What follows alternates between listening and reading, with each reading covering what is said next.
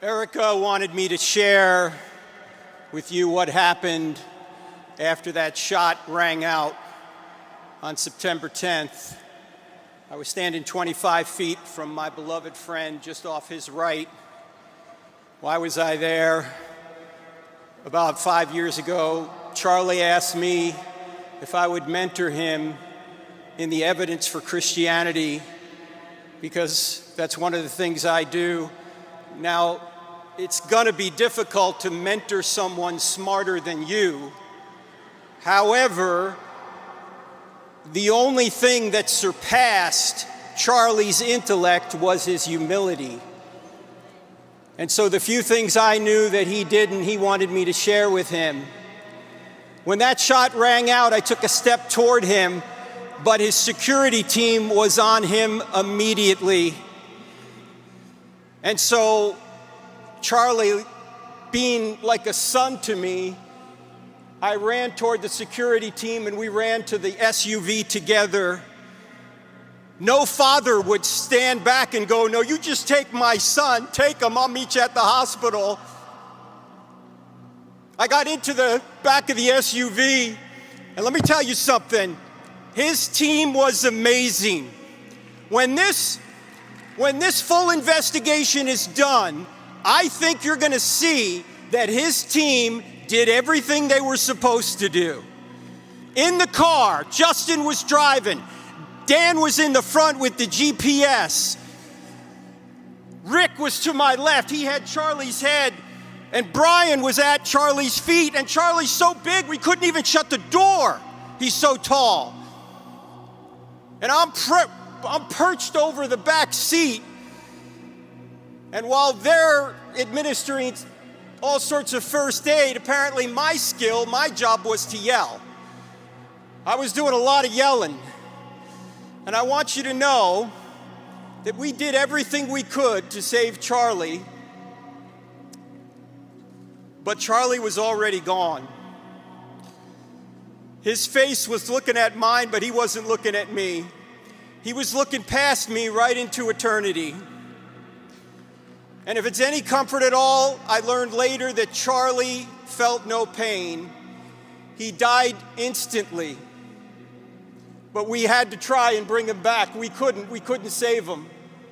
Now I want you to know that Charlie right now is in heaven, not because he was a great husband and father, not because he saved millions of kids out of darkness on college campuses, not because he changed minds and chased votes to save the country, not because he sacrificed himself for his Savior. Charlie Kirk is in heaven because his Savior sacrificed himself for Charlie Kirk.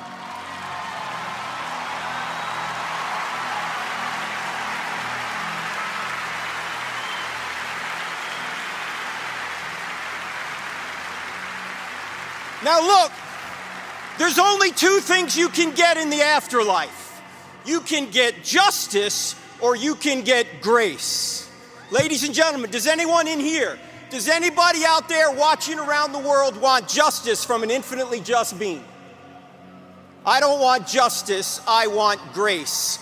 Well, the only way to get grace for an infinitely just being is for him to punish an innocent substitute in our place. Where can he find an innocent substitute among us? He can't. We're all fallen. So what does this infinitely just and infinitely loving God do? He adds humanity to his deity. He comes to earth. He allows the creatures that rebelled against him to torture and kill him so he could place their punishment upon himself, and then by trusting in him, every one of us can be forgiven and then given his righteousness. Ladies and gentlemen, this is the greatest story ever told, and it happens to be true. There's evidence for this, and Charlie knew it. Watch his videos. Charlie knew that life wasn't just about money, it wasn't just about sex, it wasn't just about power, it wasn't just about prestige.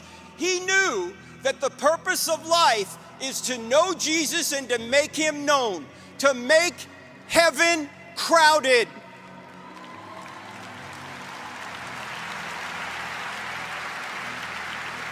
Charlie's eyes were fixed on eternity. Where have your eyes been fixed? What have you been doing with your lives?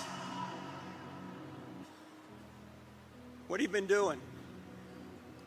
What are you going to do now? You know, in every evil, God brings forth some ripples of good.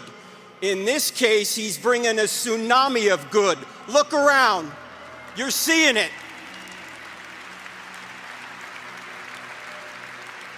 And if you think a martyrdom is going to stop this movement, well, we all know Charlie was inspirational, but Erica Kirk is a force of nature. You're going to see her later today. In fact, I know what's going on in the spiritual realm right now. Every morning Erica gets up, the devil shrieks, "Oh no, she's awake again!"